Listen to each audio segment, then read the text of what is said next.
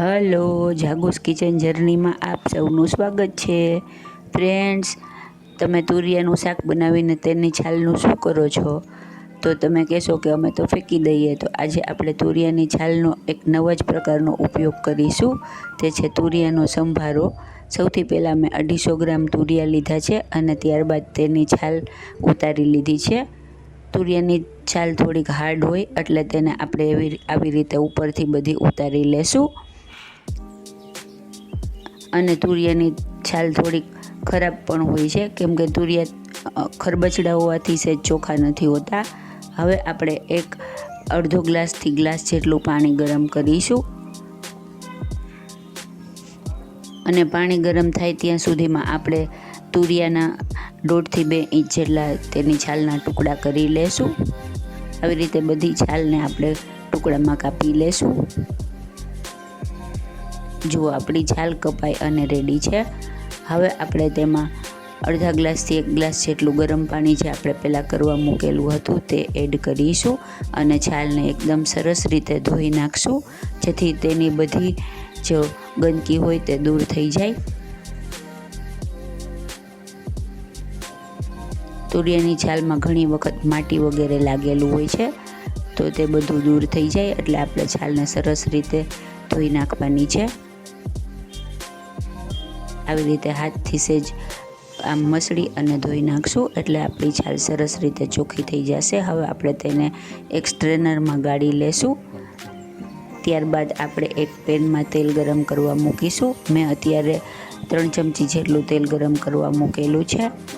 હવે તેલ ગરમ થાય એટલે આપણે તેમાં 5 ચમચીથી થોડી ઓછી એટલું જીરું અને એટલી રાઈ પણ એડ કરીશું. એ તતડી જાય એટલે 5 ચમચી હિંગ એડ કરીશું. ત્યારબાદ આપણે તુરિયાની છાલને એડ કરીશું. ફ્રેન્ડ્સ, આ સંભારો એટલો સુપર ટેસ્ટી અને સુપર યમી લાગે છે ને કે હું તમને શું કહું. તો તમે એકવાર ચોક્કસથી ટ્રાય કરજો. અમે નાના હતા ને ત્યારે મારા બાબુ આ સંભારો બનાવતા તો મને ખૂબ જ ભાવતો, તો મેં તમારી સાથે આજે શેર કર્યો છે. હવે આપણે તેમાં મસાલા કરીશું. આના માટે આપણે 5 ચમચી હળદર, 1 ચમચી ધાણા જીરું અને સ્વાદ મુજબ મીઠું એડ કરીશું. ફ્રેન્ડ્સ, આને આપણે સંભારાના ફોર્મમાં લેવાથી આપણે આમાં લાલ મરચું કે આદુ મરચાં કે એવું કશું એડ કરતા નથી. તો પણ આ સંભારો એટલો સુપર ટેસ્ટી અને સુપર યમી લાગે છે. ફ્રેન્ડ્સ, તુરિયાના શાકની સાથે તેની છાલ પણ વેસ્ટ ન જાય એવી રીતે આપણા પૂર્વજો બધા ઉપયોગ કરતા, તો હું પણ તમને આ રેસીપી શીખવાડું છું. હવે આપણે તેમાં અડધા ગ્લાસ જેટલું પાણી એડ કરીશું. તુરિયાની છાલ થોડી હાર્ડ હોવાથી તેને સહેજ ચડવા દેવી પડશે, નહીંતર આપણે સંભારો કાચો લાગશે. સહેજ ઉકળી જાય એટલે આપણે તેમાં 1 ચમચો જેટલો એટલે કે 1/2 કપ જેટલો ચણાનો લોટ એડ કરીશું અને તેને બરાબર મિક્સ કરી લેશું, જેથી તેમાં ગાંઠા ન પડે. ફ્રેન્ડ્સ, જો તમે મારી ચેનલ પર નવા હો તો મારી ચેનલને સબસ્ક્રાઈબ જરૂરથી કરજો અને બાજુમાં રહેલ ઘંટડી દબાવી દેજો, જેથી મારી અવનવી રેસીપીનું નોટિફિકેશન સૌથી પહેલાં તમને મળે. જુઓ, હવે આપણો સંભારો માં ચણાનો લોટ સરસ રીતે મિક્સ થઈ ગયો છે. હવે આપણે આમાં 5 ચમચી જેટલીથી અડધી ચમચી જેટલી ખાંડ અને 1 ચમચી જેટલો લીંબુનો રસ એડ કરીશું. આ સંભારો ખાટો મીઠો ખૂબ જ સરસ લાગે છે.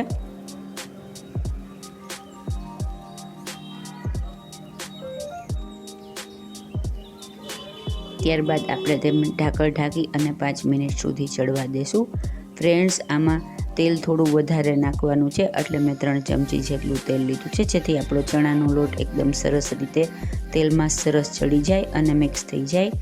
હવે ઢાંકણ ઢાંકી અને ધીમા ગેસે તેને 5 થી 7 મિનિટ સુધી ચડવા દેશું. જુઓ, આપણો સંભારો એકદમ સરસ રેડી થઈ ગયો છે ને એકદમ જોરદાર, ખાવામાં એટલો જ ટેસ્ટી છે. ગરમા ગરમ રોટલી સાથે આ ગરમા ગરમ સંભારો ખૂબ જ સરસ લાગે છે. તો તમે પણ ચોક્કસથી ટ્રાય કરજો અને આ વખતે તુરિયાનું શાક બનાવો ત્યારે તેની છાલને ફેંકી દેતા નહીં અને તેનો આવો સરસનો ઉપયોગ કરજો.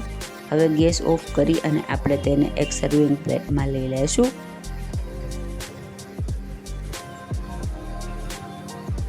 ફ્રેન્ડ્સ, ખાવામાં એકદમ મજેદાર અને લુકમાં એકદમ જોરદાર અને એકદમ નવા જ પ્રકારનો પણ એકદમ જૂનવાણી એવો આપણો તુરિયાની છાલનો સંભારો રેડી છે અને મેં તેને રોટલી સાથે સર્વ કર્યો છે.